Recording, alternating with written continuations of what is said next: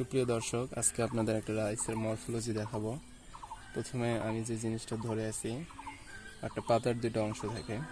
প্রথমে যে জিনিসটা আমি ধরে আছি এটাকে বলা হচ্ছে লিফ ব্লেড, এবং এখান থেকে নিচের যে অংশটুকু এটা হচ্ছে লিফ শীথ। অর্থাৎ লিফ শীথ হচ্ছে এমন একটা জিনিস পাতার যেটা কাণ্ডকে পেঁচায় ধরে থাকে। লিফ ব্লেড এবং এই লিফ শীথের সংযোগস্থলে এই যে আপনারা দেখতে পাচ্ছেন যে ক্ষুদ্র উপাঙ্গ, এটাকে বলা হচ্ছে লিগিউল।